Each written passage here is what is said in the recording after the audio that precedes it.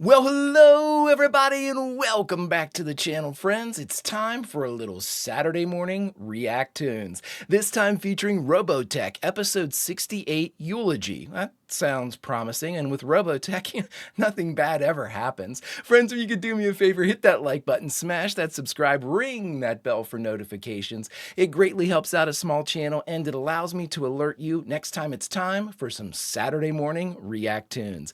And of course, if there's anything that we do that you would like early or in its full-length format, the link to our Patreon is in the description.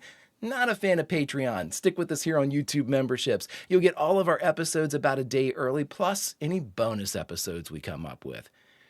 But my dear friends, all that is then and this is now, and now it's time to grab some sugary cereal, grab a hot cup of coffee, grab some milk, grab something stronger. I won't tell anybody, because it's time to watch some cartoons as we watch Robotech episode 68, Eulogy.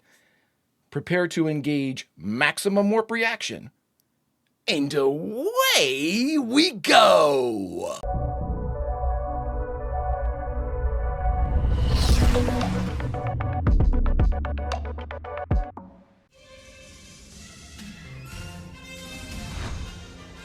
Fanfare! Product placement. Oh, friends, what do they have in store for us this time? Some more squad-based tactics? Do we have another resupply? Do we have a raid?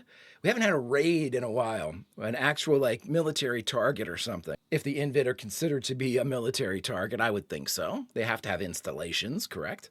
That would be a cool one to have here. But Eulogy, maybe we shouldn't do anything with combat in this one. I've already said that Lancer's my favorite, and that is usually a death sentence. So as soon as I saw Eulogy, I was like, shit. Fingers crossed.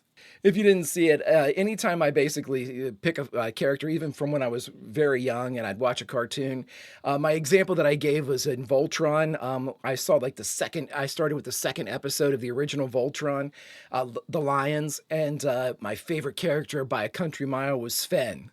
For those of you that know Voltron, you know what happens. Deep inside Reflex Point, the massive Invid stronghold constructed on the Earth, a strange primordial ritual is being performed by the Regis. Oh shit, oh, this is awesome. Some renegade forces are still at large. They must not discover the Genesis pits before our work is completed on this planet, and we evolve into our ultimate form. Oh, say Genesis pit? Evolution. It's our first glimpse behind the curtain there. Take it easy. Yeah, Tom, you'll make it. Tom's not looking good. Oh boy, I can't believe this town. What's going on here? These soldiers sure don't seem scared of the Invid. Hey, everybody, look there. Man, this town is a real gas. I wonder if this is like a setup. People get lured in here thinking it's safe. Are you kidding? We've got so many soldiers here, those vermin will never come near.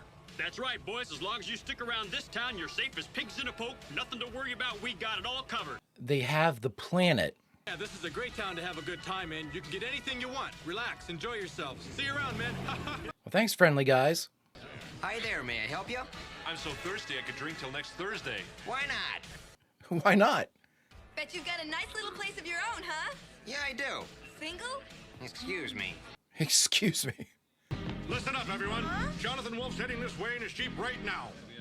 Oh, what? But I thought he was dead. You mean Colonel Wolf.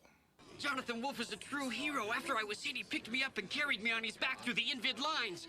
Really? Yeah, that man's a big hero. Boy, he sure is. He's the greatest ace ever to come out of the Robotech Military Academy. Really?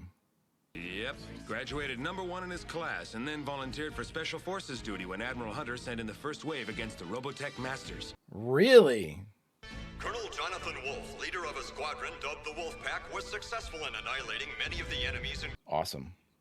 They survived the Invid attack and have kept the hopes of freedom lovers everywhere alive until Admiral Hunter returned. Well, so why isn't there more of a presence? After joining the Earth Reclamation Forces, he turned up missing. We thought he was dead. Amazing. He's been here fighting the Invid all this time. We assume it's him. Yeah, but there's something going on here. The town's too relaxed. Yeah. Yeah, this town really has a party mentality. I don't know what they're thinking, but it's sure weird. Yeah, it's very strange. Colonel, sir, Identify yourself. He doesn't know him. You care for a drink, Commander? No, sir. Well, you won't mind if I do. This is my 15th. If possible, I'd like to join forces with you. You would, hmm? Too much professionalism. Like you, I'm a graduate of the Robotech Academy and an ex-member of your wolf pack. Really? You must know that as leader of the Special Forces, my orders are to perform acts of sabotage against the Invid invader, Commander Bernard. I can't afford to be held back by some wet-behind-the-ears kid. He's been fighting by himself.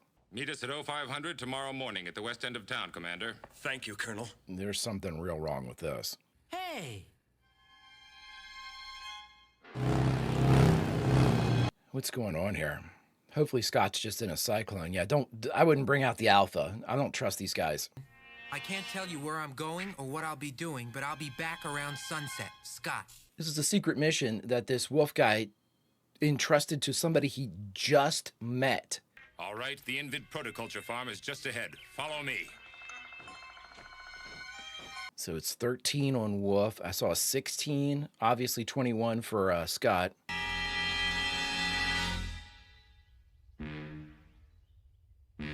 Oh, wow. Looks like the G.I. Joe Terror Dome.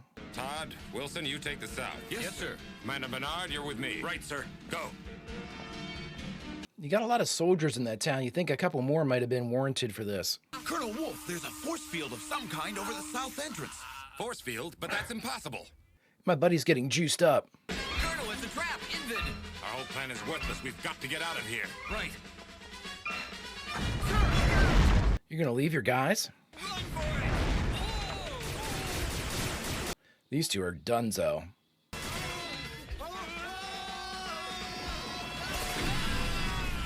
Didn't show us. They're gone. Dear God, get to your cyclones. Bernard, you mean? Well, what happened to him? You mean? I can't say for sure.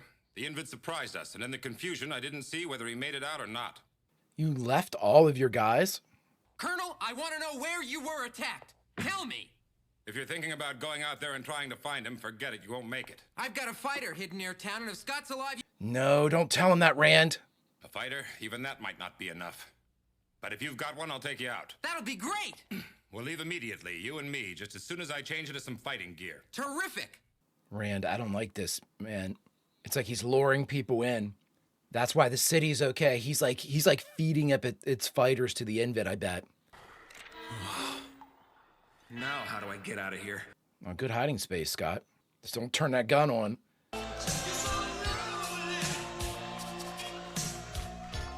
Yellow Dancer making some walking around town money. All right, it's time to get moving. Let's split up and look for him separately. Right. Huh? Yeah, he's just bringing people in. He's like he's offering sacrifices of fighters and any type of military combatant. Yeah, Rook came. Me behind Rand. It's a good thing I followed you two. Hurry up, get on. Okay, let's go. Get out of here now. How do you keep making it out, Wolf?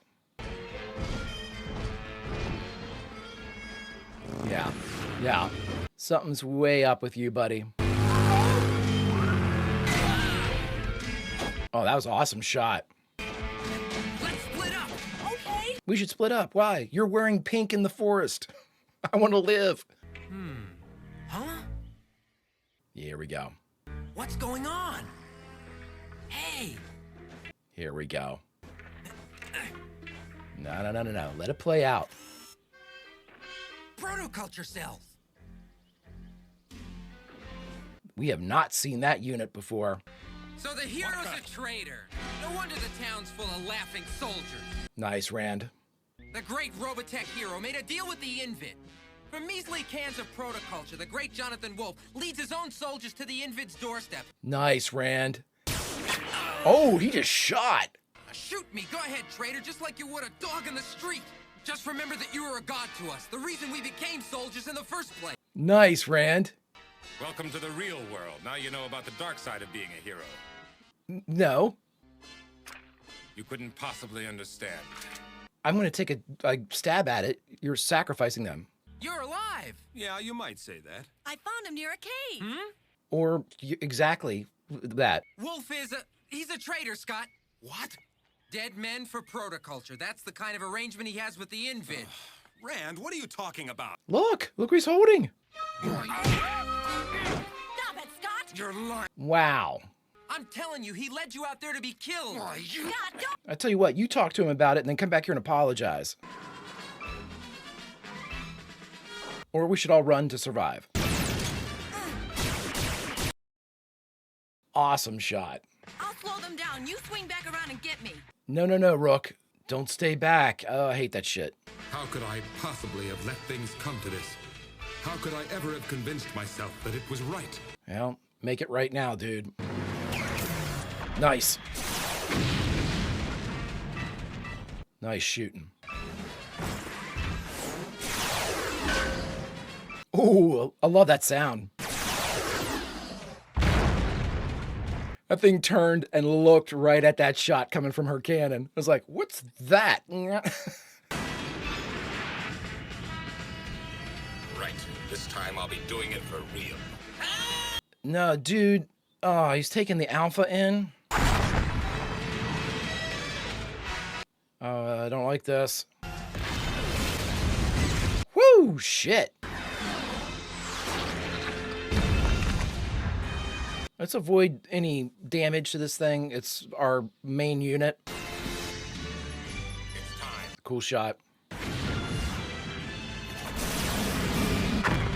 Oh, my man's good. A traitor wouldn't handle an alpha fighter like that. Well, he's not a traitor anymore. Somehow, something must be done to stop the endless killing. Awesome shot. Really good shots in this episode. Woo!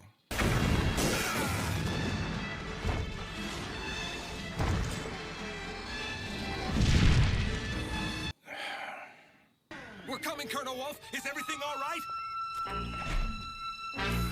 He's hit. Sir, I won't let you die. Not like this. You're coming back now. I'm a traitor, Commander. Hmm. It's only right for a traitor to die out in the open like this so the buzzards can pick at his body. When I think of the lives that I traded to the Invid so that I'd be spared... Catherine, Johnny... Colonel Wolf! Now they'll all think he was a hero, even though he was anything but in the final years or months of his life. Sir. And Johnny, Scott? You saved our lives. And Rand owes you a right hook. Hey, everybody, over here. We're coming. Day late, dollar short, Annie. Take care now. Bye-bye. Well, you two, I'm home. Well, there is... civilization is working. Oh, oh. Or this town's gonna get annihilated because he's not offering up people anymore. Yeah, they're coming for it.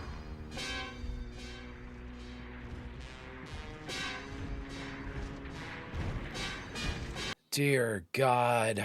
They may have won this small skirmish. Awesome. The most we've heard from the Invid. Interesting.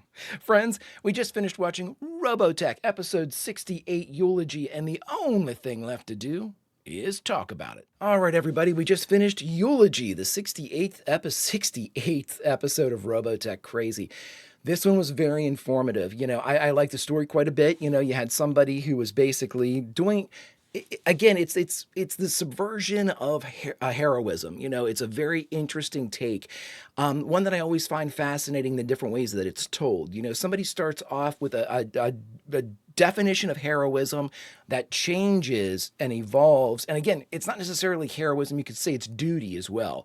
Duty might be even the better way to say it, because originally Wolf's duty was, you know, protect Earth, you know, destroy the Invid. That evolved into protect Earth.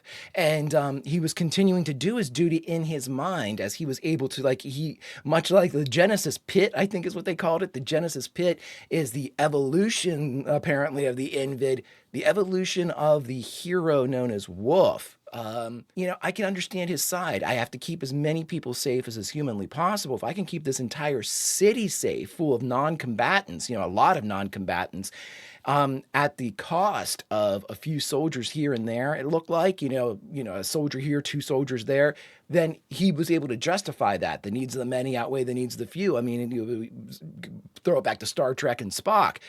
But in the grand scheme of things, when you pull back and look at it, he realized what he was doing. Yeah, in that way, he's, basically feeding the Invid. The Invid, as long as you're bringing the people that could potentially be a problem to them, you're acting as basically like an embedded informant, like a trustee in a prison sort of type of thing, where, you go forward and you say, oh yeah, these are the guys that could be the most trouble. I'm going to bring them out here, regular payments, fine. And of course, you're a broker in life at that point. It's up to you. You're deciding these people that are still believing in your original definition of duty, protect Earth, kill the Invid. They believe in that. You believe in something completely different. And in that subversion, that subversion of your own principles, you're able to rewrite sort of your code, provided that you don't think about it too much. And you could tell that they did a great job of making sure that Wolf was presented in that very light. That, yeah, this was his new definition of protecting Earth. But he didn't need to think about it too much. And anytime he wasn't fighting, my man was drinking. And he had a huge wall full of liquor bottles and everything, and he was drinking nonstop. When he wasn't in the armor and out in the field, he was drinking. And that was obviously to kind of mask or, cloak the guilt that I'm sure that would bubble up if he had too many quiet moments alone. And I mean, friends, that's Robotech right there. You know what I mean? And again, the original property is where this is from, but this is Robotech in the way that it was presented to North America. So while I say Robotech, I mean Robotech and the original property. And again, with this one, what an adult theme to get into. This is an adult theme. This is being a traitor. This is betrayal of your friends, of your family, basically, of the human race entire, but you're doing it in such a way that you have been able to subvert it in your own mind to be able to be accepted. And to aid in that, you become basically a functioning alcoholic. My God, you're throwing that into the feet of like elementary and middle school kids. It's like, oh, are you sub 12? Deal with the alcoholism and the betrayal of a fallen war hero. I mean, those are some pretty hefty themes for anybody, let alone somebody as young as what the intended audience was for Robotech. I would love to have been a fly on the wall whenever Carl Masick and everybody, they were like cutting this and putting this together. At any point, did they think to themselves, maybe this is a theme that's a little bit too mature for our target demographic? I don't think they did, because I don't see them pulling any punches. And again, I know so many of you have seen the originals and Robotech. And I'm sure that if there was some omission or some major change, Carl Masick and everybody decided to leave something like that was really kind of, maybe too disturbing out, I'm sure it would be made known. Like, oh, there was a scene where so-and-so did so-and-so and it was awful, but I haven't heard any of that. Now, again, that might be everybody kind of protecting me from spoilers. So I'm going to be on the lookout for that. And friends, if we ever get to like an episode where some of you that know the originals can be like, you know what, they did cut something out and it was pretty bad. I don't want to know about bad things per se, but I want to know if there was a point where they were looking at the original property and they thought, nope, that scene, that, theme, that character arc, that, whatever would happen to be, we just can't make that work. Because so far, it looks like there is no filter. It looks like it's just running free from the original property. Obviously changed dialogue to make it fit with Robotech. But interesting stuff, heavy stuff. And again, I got pissed at Scott whenever he punched Rand, but that's Scott. That should be Scott. Scott is a military man through and through. This was his first, oh my gosh, not only was this a commanding officer, a semblance of the units that he had left and the structure that he had left behind in the military. He's been fighting a guerrilla war, which is, we've noticed, Rand's tactics versus Scott's tactics. Rand's tactics are winning out in the field. Out in this type of warfare is definitely more in his wheelhouse as like a freedom fighter, guerrilla fighter, than in Scott's, which is a military combatant in the tactics applied therein. He doesn't look at things in the skirmish, he looks at things at the objective-based stuff. And I'm sure that Scott, seeing somebody that was not only his hero, but somebody that was of a higher rank, there had to have been a bit of a weight off of his shoulders to the point where he rushed right in there and he was like, listen, I want to join up.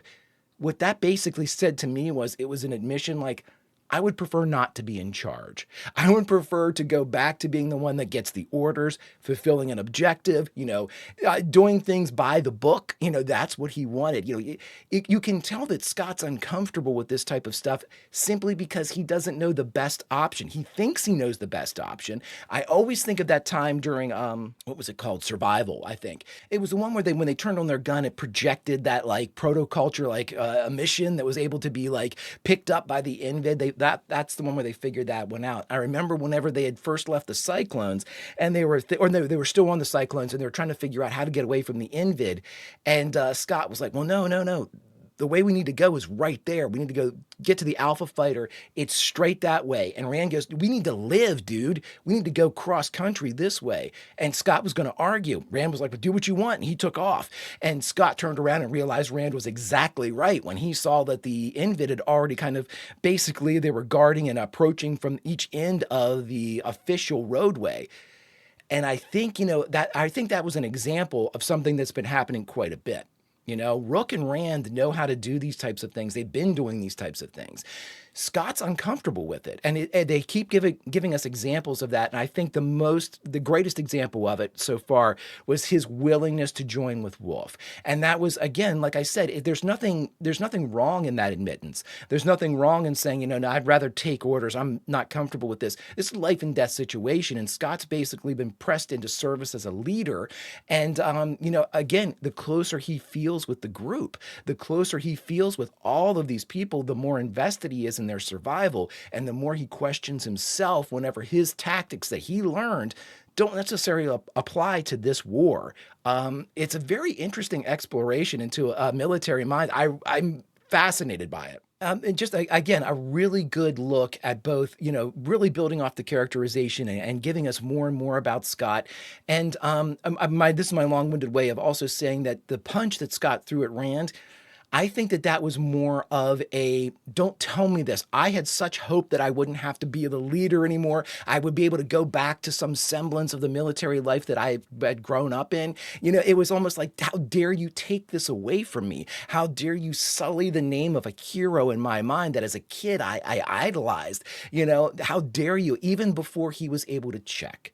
And I think back to that moment where Rand goes, let's go cross country. And Scott goes, no, we got to go straight. And Rand was right. And I think Scott's not real happy with that continued kind of, building of, him being wrong. And there's more wrong often than not, Really, really cool exploration, really well done as far as dialogue and scene set up. And, basically just storyboarding out specific characters' growth. This is a really good, to me, and I'm a huge fan of the 15th, and obviously I love Macross, but this one, we're getting really deep characterization in this one. We're getting a real look. And, we had Rook. We had a real look at some of these people, their backstories, how that applies to the current state of things. Very, very interesting and very, very awesome, my friends. If you could do me a favor, hit that like button, smash that subscribe, ring that bell for notifications. It greatly helps out a small channel, and it allows me to alert you next time it's time for some Saturday morning React-TOONS. And of course, if there's anything that we do that you would like early or in its full-length format, the link to our Patreon is in the description. But my dear friends, all that is then, this is now, and now it's time to say goodbye. So where should we say goodbye from? Well, friends, this is kind of a morbid one, but this was Eulogy. The title of this one was Eulogy. So this is what I say. Even though we are too far away to help, we will end our story here in the ending of the episode.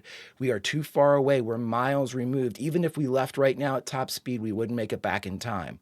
But we see the Invid attack the town, and we realize how much of a razor's edge the human race is actually on. And friends, it's going to be up to us to get to Reflex Point and give us a fighting chance. Until such time as we can continue this road journey, Vulcan roll, and I'll see you.